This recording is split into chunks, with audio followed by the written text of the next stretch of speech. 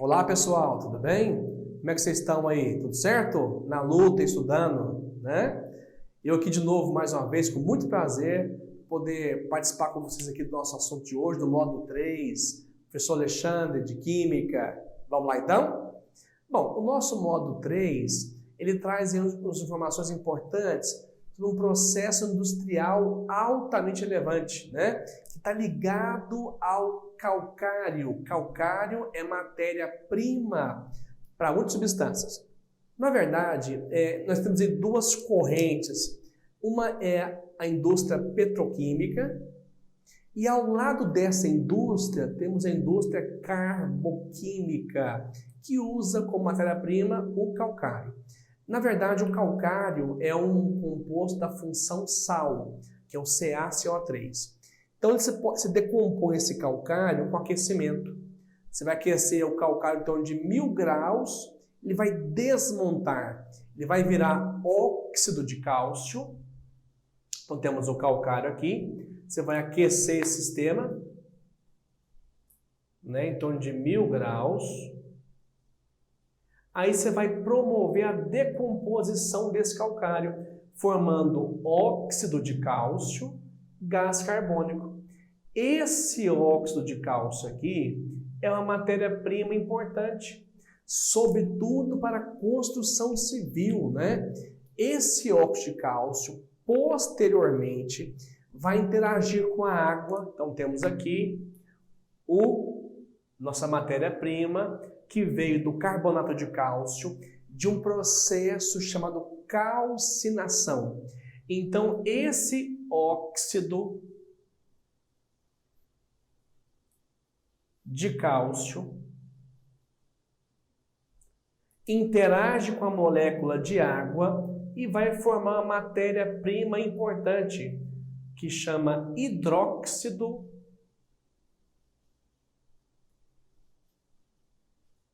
de cálcio. Muito bem. Então, a calcinação corresponde a quê? Consiste em quê?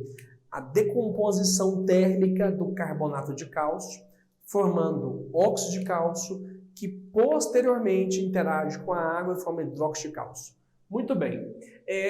Só que isso aqui, o importante é que você possa entender também a questão da quantidade, quantificar isso aqui. Quantificar como? Então vejamos aqui. Você concorda comigo que tudo é feito a partir do átomo? O átomo tem próton, nêutron, elétron, o átomo tem massa. Essas massas você vai buscar recorrer na tabela periódica, né? Na tabela periódica tem a massa do carbono, do hidrogênio, do oxigênio, dos átomos, todos estão ali.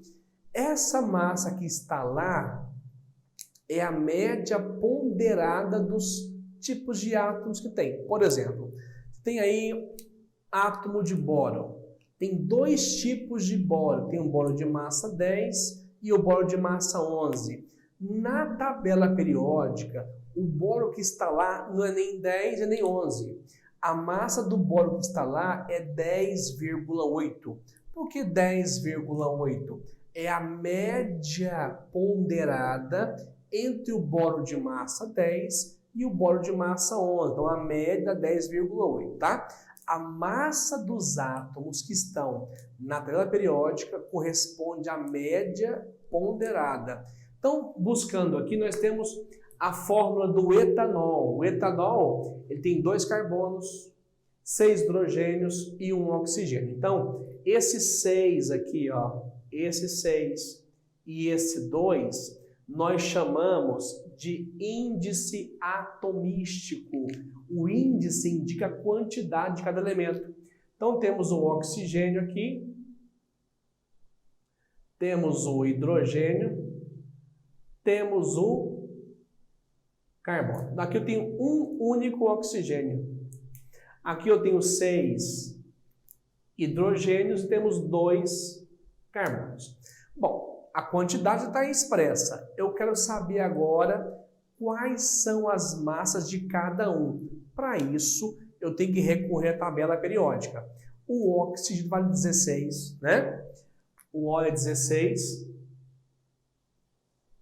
O H vale 1 e o carbono vale 12. Então, aqui temos um único oxigênio, então vai dar 16. Aqui temos 6 hidrogênios, 6 multiplica 1 dá 6. Temos 2 carbonos, 2 vezes 12, 24. Eu vou somar isso aqui agora, né? E vai dar 46 UMA. O que vem a ser esse UMA? Corresponde à unidade de massa atômica, UMA, ok? Pois bem, temos aqui a glicose. Vou fazer a mesma coisa com a glicose. Tenho 6 oxigênios, tenho 12 hidrogênios e temos 6 carbonos. Então aqui é 6 vezes 16. Aqui eu tenho 12 vezes 1 e 6 vezes 12. Aqui multiplicando vai dar 96.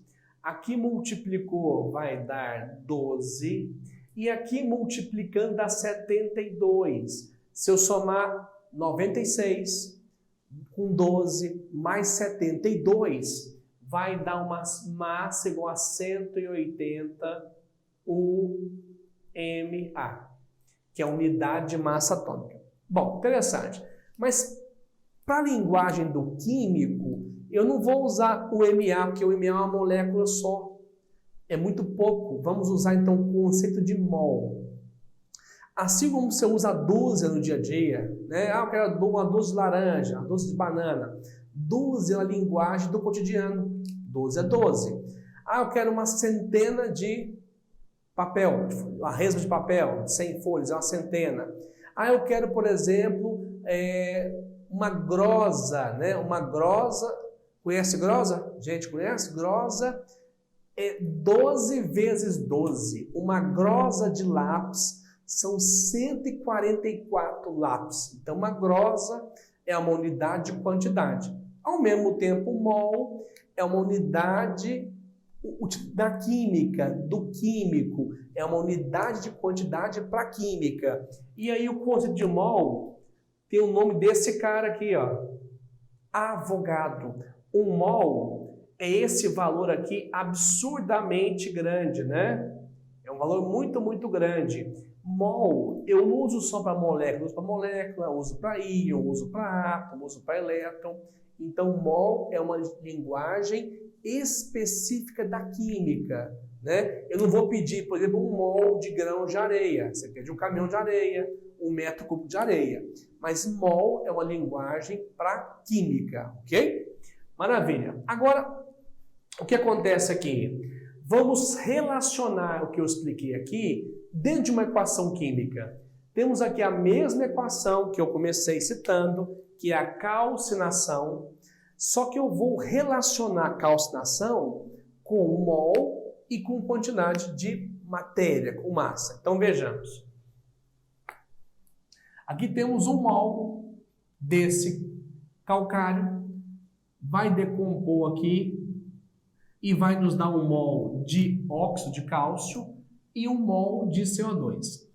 Quando eu calcular essa massa aqui, vai ficar 3 vezes 16 mais 12 mais 40. Isso vai dar 100 gramas por mol. Ao mesmo tempo, se eu somar essa massa aqui, vai ficar 16 mais 40, vai dar 56 gramas por mol. Ao mesmo tempo do CO2, somando dá 44. Perceba que se eu fizer uma conversão para mol, aqui o mol vale 100 gramas. Então tem aqui, ó, 100 gramas. Essa seta que está indicando o produto, gente, nada mais é do que igualdade. A equação tem que ter igualdade? É igualdade da equação. Pois bem, aqui 56 gramas. Aqui 44 gramas. Se eu somar aqui, ó, 100, aqui tem 56 mais 44. Somou, vai dar quanto também? 100, né? Na verdade, não tem como ter milagre aqui, ué. Se eu gastei 100, eu vou fabricar 100. Viu a importância que tem a relação de massa? É para quantificar uma reação. Tanto é que se eu gastei 100 gramas aqui, eu faço 56 gramas desse. Se eu gastar a metade, eu irei fabricar a metade. Ou seja, numa reação química, os participantes seguem uma relação de proporção. Ok? Falando em tabela periódica, vejamos o seguinte. Quando você vai entender a tabela periódica, você tem que entender o seguinte. Existe um padrão internacional, que é o padrão de IUPAC. IUPAC é uma instituição, quer dizer, União Internacional de Química Pura e Aplicada. Então, IUPAC, o que acontece? Ela pede para que você entenda a configuração periódica da seguinte forma. Eu vou ter 18 colunas, da coluna 1 até a 18ª. Então, na vertical temos as colunas, que são os grupos, e na horizontal temos os períodos.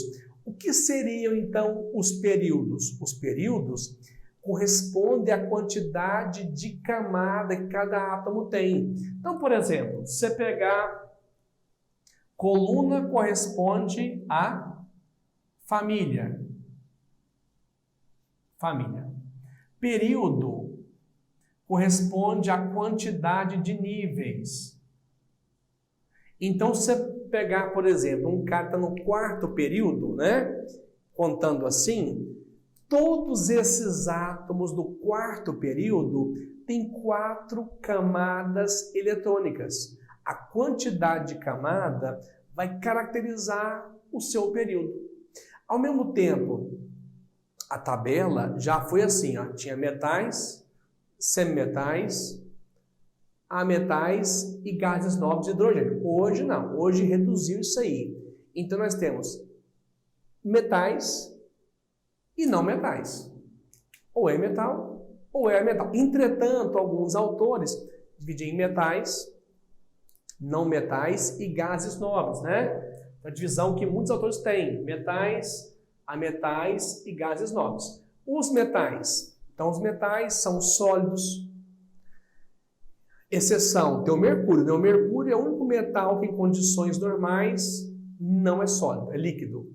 O metal é sólido, ele conduz bem corrente elétrica e energia térmica. Muitos são maleáveis. O que é ser maleável? Você pode fazer virar lâmina. Alguns são dúcteis. O que é ductilidade? É um metal que pode virar fio. Exemplo, cobre, né? O cobre é altamente dúctil e tem brilho metálico. Já os ametais são o contrário. Os ametais, em geral, não são sólidos, não conduzem bem corrente elétrica, nem energia térmica, né? Os metais tendem a perder elétron e os ametais tendem a ganhar. E os gases nobres, né, é um grupo da tabela periódica que são gases e são de alta estabilidade. Então é isso aí, pessoal. Estude em casa depois, faça os exercícios, ok? Muito obrigado, até a próxima aulinha e um abraço.